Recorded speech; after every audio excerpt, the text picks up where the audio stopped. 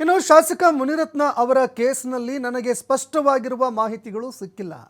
ಪಾಪ ಅಶೋಕ್ ಅವರ ಮೇಲೆಯೇ ಷಡ್ಯಂತ್ರ ಆಗ್ತಾ ಇದೆ, ಅವರ ಮೇಲೇನೆ ಷಡ್ಯಂತ್ರ ಆಗಿದೆ. ಇದಕ್ಕೆ ಸಂಬಂಧಪಟ್ಟಂತೆ ಸ್ಪಷ್ಟವಾಗಿರುವ ಮಾಹಿತಿ ಸಿಕ್ಕಿಲ್ಲ ಅಂತ ಡಿಸಿಎಂ ಡಿಕೆ ಶಿವಕುಮಾರ್ ಅವರು ಮಾತನಾಡಿದ್ದಾರೆ. ಇನ್ನು ಇಷ್ಟೆಲ್ಲ ಆಗಿರುವಂಥದ್ದನ್ನ ಕೇಳಿ ನನಗೆ ದಿಗ್ಭ್ರಮೆ ಆಗಿದೆ ಅಂತ ಡಿಸಿಎಂ ಡಿಕೆ ಶಿವಕುಮಾರ್ ಹೇಳಿಕೆ ಕೊಟ್ಟಿದ್ದಾರೆ. ಪ್ರಪಂಚದಲ್ಲೇ ಈ ರೀತಿಯ ಒಂದು ಸಂಚು ಈವರೆಗೆ ನಡೆದಿಲ್ಲ. ಈ ರೀತಿಯಾದಂತಹ ಒಂದು ಏಡ್ಸ್ನ ಟ್ರ್ಯಾಪ್ ಸಂಚೇನಿದೆ, ಈ ರೀತಿಯಾಗಿ ಪ್ರಪಂಚದಲ್ಲೇ ಎಲ್ಲೂ ನಡೆದಿಲ್ಲ. ಆರ್ ಅಶೋಕ ಪ್ರಾರಂಭದ ಮಾತುಗಳನ್ನು ನಾನು ನೋಡಿದ್ದೀನಿ.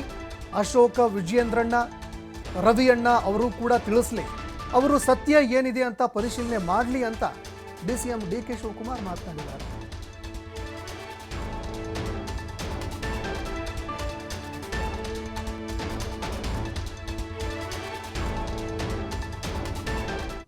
ನನಗೆ ಸಿಕ್ಕಿಲ್ಲ.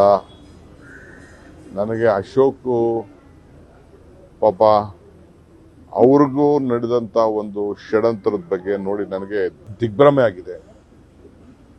ವಿರೋಧ ಪಾರ್ಟಿಯವ್ರನ್ನೆಲ್ಲ ಕೇಳಿದ್ದೀನಿ ನಾನು. ಎಲ್ಲೂ ಕೂಡ ಇಡೀ ದೇಶದಲ್ಲೆಲ್ಲ ಪ್ರಪಂಚದಲ್ಲ ಈ ರೀತಿ ಸಂಚು ನಾವು ಯಾವತ್ತೂ ಎಲ್ಲೂ ಕೇಳಿಲ್ಲ. ಅಶೋಕ್ ಅವ್ರು ಮಾತಾಡೋದು ಮಾತು, ಪ್ರಾರಂಭ ಮಾತಾಡೋದು ಮಾತು ನಾನು ನೋಡಿದ್ದೀನಿ. ಎರಡನೇ ಮಾತಿನ ನಾನು ನೋಡಿಲ್ಲ. ಫಸ್ಟು ಅಶೋಕ್ ಅಣ್ಣ, ಸಿ ಟಿ ರವಿ ಅಣ್ಣ, ವಿಜೇಂದ್ರ ಅಣ್ಣ ಅವರೆಲ್ಲ ಕೂಡ ಇದ್ರ ಬಗ್ಗೆ ಅವರ ಅಭಿಪ್ರಾಯಗಳು ಏನಿದೆ, ಸತ್ಯಾಂಶ ಏನಿದೆ ಅದನ್ನು ಅವರು ಕೂಡ ಪರಿಶೀಲನೆ ಮಾಡಿಕೊಂಡು ತಿಳಿಸ್ಲಿ.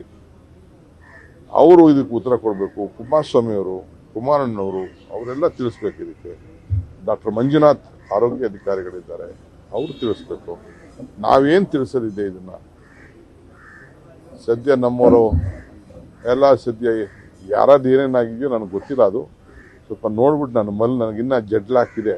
ನನ್ನ ಪೇಪರು ಟಿವಿಗಳನ್ನ ನೋಡೋಕ್ಕಾಗಿಲ್ಲ. ನನಗೆ ಸಿಕ್ಕಿಲ್ಲ.